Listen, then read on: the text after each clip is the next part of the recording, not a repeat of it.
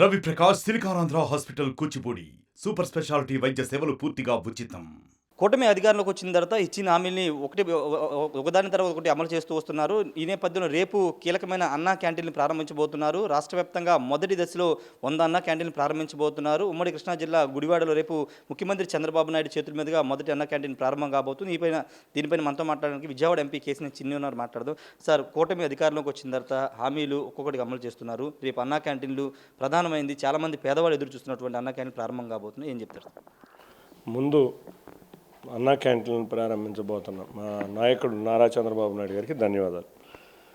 మా ప్రభుత్వం 2014లో పేదవాడి ఇంటికి కలల పంటగ ప్రతిరోజు 450 రూపాయలకి పొద్దున్నే బ్రేక్ఫాస్ట్, మధ్యాహ్నం భోజనం, సాయంత్రం భోజనం వచ్చే విధంగా, అంటే ప్రతిరోజు ఒక 5 రూపాయలకే భోజనం వచ్చే విధంగా అన్నా క్యాంటీన్లు 150 అన్నా క్యాంటీన్లు ప్రారంభించింది.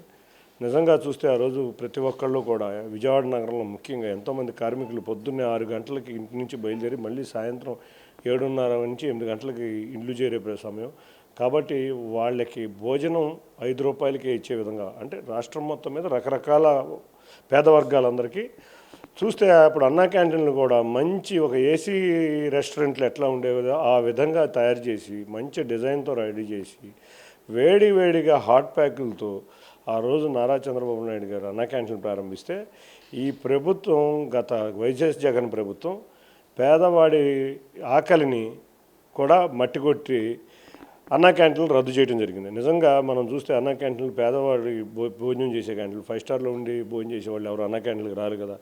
కాబట్టి అటువంటి అన్నా క్యాంటీన్ని రద్దు చేసిన రాక్షస ప్రభుత్వం ప్రజలు పారద్రోలితే మేము అధికారంలోకి వచ్చాం. అధికారంలోకి వచ్చే ముందు కూడా రామారావు గారి 100వ జయంతి ఉత్సవాల సందర్భంగా మా నాయకుడు నారా చంద్రబాబు నాయుడు గారు ఒక పిలిపిచ్చారు, మనం ఘనంగా జరుపుకుందాం, అందరూ కూడా ఎక్కడ పడితే అక్కడ మీరు అన్నా క్యాంటీన్లు ప్రారంభించండి, పేదవాడు చాలా ఇబ్బందుల్లో ఉన్నారు, మన ప్రతిపక్షంలో ఉన్నా తప్పదు అని చెప్పి వారు అడిగితే మా నాయకులు, కార్యకర్తలు సుమారు 340 అన్నా క్యాంటీన్లు రాష్ట్రం మొత్తం మీద ప్రారంభించడం, ప్రతినిత్యం పేదవాడికి భోజనం అందజేయడం. అందులో భాగంగా నేను కూడా ఒక 7 అన్నా క్యాంటీన్లు ప్రతినిత్యం ఉంచడం, అందులో అది కూడా మొబైల్ అన్నా క్యాంటీన్లు అని నేను ప్రవేశపెట్టడం, అదే తరహాలో రాష్ట్రంలో ఉన్న ప్రతి ఒక్కళ్ళు కూడా అన్నా క్యాంటీన్ని అనుసరించి మొబైల్ అన్నా క్యాంటీన్లు గమనించి మా నాయకులు అందరం కూడా నందమూరి తారక రామారావు గారికి ఘన నివాళులు ఇప్పించాం. మా నాయకుడు పిలుపు మీద విపరీతమైన స్పందనతో జరిగింది.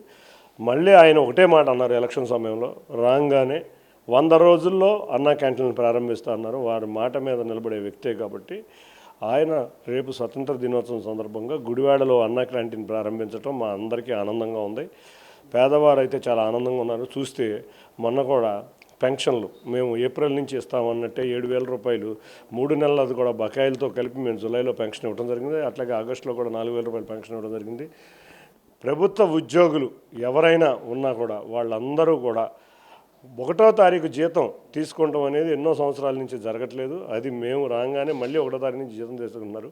కాబట్టి ఎవరైనా బడుగు బలహీన వర్గాలకు సంబంధించిన పార్టీ తెలుగుదేశం పార్టీ. అందుకే ఇవాళ బడుగు బలహీన వర్గాలు అందరూ కూడా ఆనందంతో తెలుగుదేశం పార్టీ అధికారంలో తెచ్చుకున్నారు. కాబట్టి వాళ్ళు ఈ పండగ వాతావరణం ఇవాళ ఈ రాష్ట్రం మొత్తం నెలకొని ఉంది. అంటే ప్రజల భాగస్వామ్యం కూడా చేయాలని చంద్రబాబు గారు నిర్ణయించారు. చాలామంది కూడా స్వచ్ఛందంగా వచ్చి విరాళాలు ఇస్తున్నారు. సార్, నేను కూడా గుంటూరు చెందిన ₹1,00,00,000 విరాళం ఇవ్వడం, అన్నా క్యాంటీన్లో ఇక్కడ ప్రజలను కూడా భాగస్వామ్యం చేయడం ఎలా?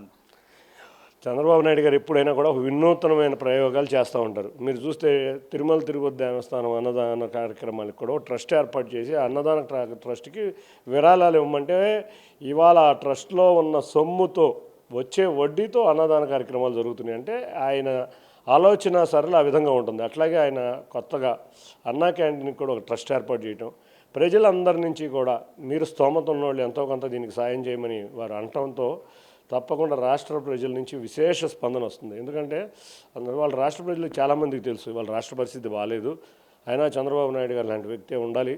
కాబట్టి మన వంతు సాయం ఏదో చేద్దామనే తలంపుతో రకరకాల వాళ్ళందరూ డొనేషన్లు ఇస్తున్నారు.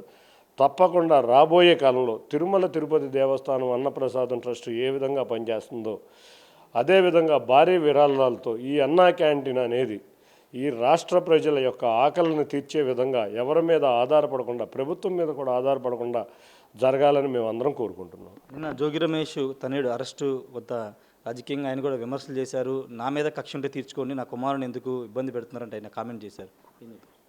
మా ప్రభుత్వానికి ఎవరి మీద కక్ష ఉండదు, అంతేగాని చట్టం ముందు దోషులని మాత్రం వదిలిపెట్టము.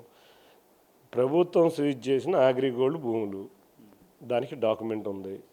88వ సర్వే నెంబర్లో పొలం కొనడం, 87వ సర్వే నెంబర్ని ఆక్రమించుకుని ఉన్న స్థలం కన్నా ఎక్కువ స్థలంలో గోడ కట్టుకుని అది కూడా 88 అని రిజిస్ట్రేషన్ చేసుకుంటాం. ఇవన్నీ కూడా రికార్డెడ్ ఎవిడెన్స్ వచ్చినాకే మేము ఇవాళ యాక్షన్ తీసుకుంటాం జరిగింది. నిజంగా వాళ్ళు తప్పు చేయకపోతే వాళ్ళే అనేవాళ్ళు ఇదివరకు, తప్పు చేయకపోతే కోర్టులో నిరూపించుకోండి అని. తప్పు చేయకపోతే కోర్టులో నిరూపించుకో, తప్పు చేసావు, దొరికిపోయావు, చట్టం నీకు చుట్టం కాదు. నిన్న సాయంత్రం నిన్ను చంద్రబాబు నాయుడు గారి ఆ ఆఫీసు ముట్టడికి కేసుకి సిఐడి వాళ్ళు పిలిస్తే నేను హైదరాబాద్లో ఉన్నాను రాలేనని అన్నావు. మరి నిన్న సాయంత్రం నిన్న మధ్యాహ్నం అంతా విజయవాడలోనే తిరుగుతున్నావు. దీన్ని ఏమనుకోవాలి? కాబట్టి చట్టానికి ఎవరో చుట్టాలు కాదు, ఎవరో అతిథులు కాదు. తెలుగుదేశం పార్టీ వాళ్ళు తప్పు చేసిన మా నాయకులు ఊరుకోరు. కాబట్టి మేమంతా క్రమశిక్షణ కాబట్టి మేము తప్పు చెయ్యం. తప్పు చేశారు కాబట్టి వాళ్ళ ఫలితం అనుభవిస్తున్నారు.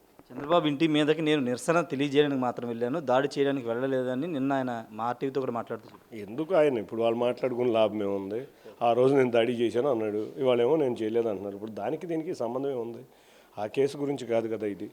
వాళ్ళ ఈ కేసు ఏంటంటే ల్యాండ్ మాఫియా, అది కూడా అగ్రిగోల్డ్. ఎంతోమంది డిపాజిట్లతో డబ్బుతో కొన్న ల్యాండ్ని వీళ్ళు ఆక్రమించుకున్నారు. కాబట్టి ఆ కేసు నిమిత్తం వాళ్ళ అరెస్ట్ జరిగింది. నిజంగా రికార్డులో లేకపోతే ఎందుకు అరెస్ట్ చేస్తారు? A1గా మీ తమ్ముడు ఉన్నాడు, A2గా మీ అబ్బాయి ఉన్నాడు. కాబట్టి ఈ చర్యలు తీసుకోవడం జరిగింది.